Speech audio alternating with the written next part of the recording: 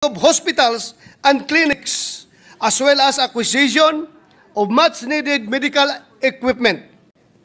Ayon sa kumakalat na unsigned copy of the MOA, the obligations of Tingog Party List are the following: shall assist and coordinate with LGUs in ensuring their participation to the program. Number 2, shall provide complementary programs and trainings to ensure the fiscal viability of the operations of the hospital.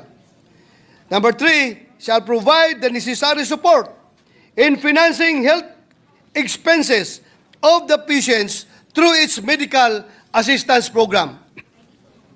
Ang tanong ko po ngayon, alin po ba sa ating mga ahensya ng gobyerno ang in charge sa healthcare infrastructure? Anong ahensya po ang nakakapagbigay ng technical assistance patungkol sa mga usaping pangkalusugan? Anong ahensya po ng gobyerno ang nangangasiwa ng ating mga local government units? Ang PhilHealth ba? Ang DBP ba? O ang Tingog Party List? Sa taon-taon nating binabalangkas ang national budget, ang Department of Health lamang ang nakikitaan ko ng programa patungkol sa mga health infrastructure. Under the 2025 National Expenditure Program of the Department of Health, the DOH has a program called Health Facilities Enhancement Program, or HFEP. Funds for its HFEP shall be used for the construction, upgrading, or expansion of government healthcare facilities, among others, with priorities in the universal healthcare sites, geographically isolated and disadvantaged areas, including the upgrading of facilities for COVID-19 response and equipping and construction of ongoing projects. In the implementation of the infrastructure projects under the HFEP, the DOH may enter into a MOA with the appropriate government agency or local government unit that has the capability to implement the project. In addition, the DOH has the mandate to provide technical assistance, consultation, and advisory services to stakeholders regarding health facilities regulation.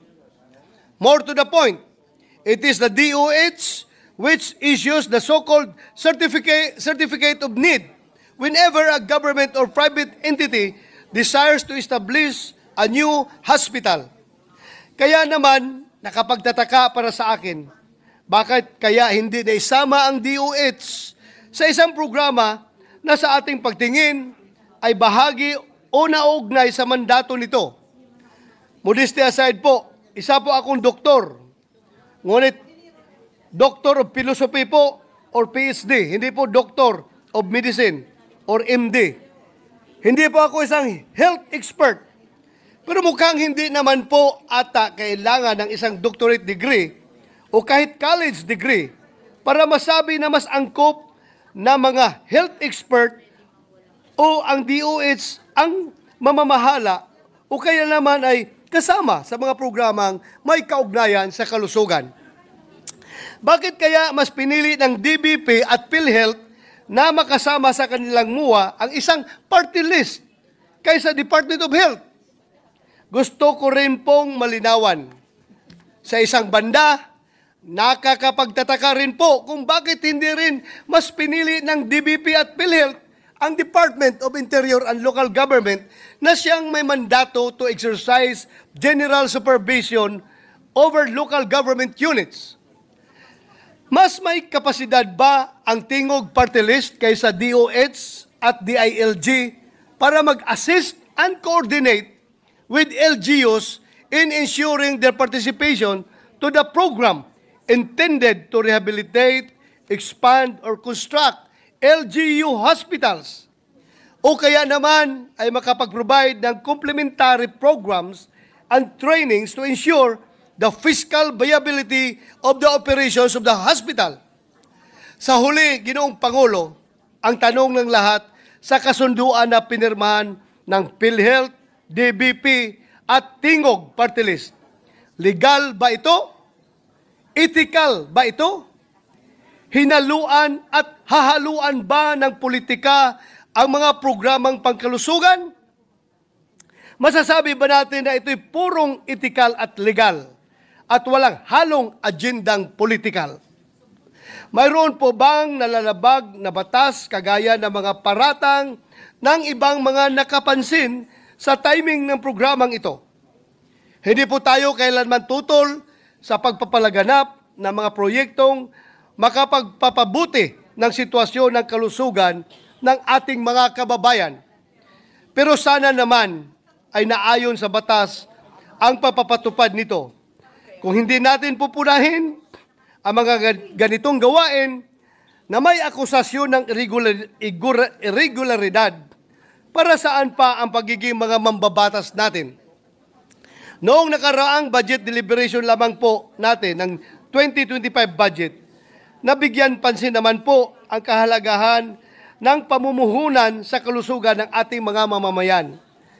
May mga kasamahan din tayo na nagtanong na kung epektibo ang ating mga batas na may kaugnayan sa kalusugan, bakit marami pa rin ang pumipila sa Senado para humingi ng medical assistance?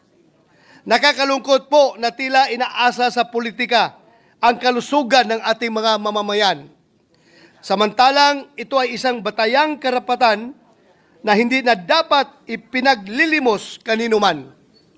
Kung magsasagawa po ng pagdinig ang ating Senate Committee on Health and Demography patungkol sa MUA ng PhilHealth, DBP at Tingog Party List, asahan po ninyo, hindi po ako mahihiyang magtanong.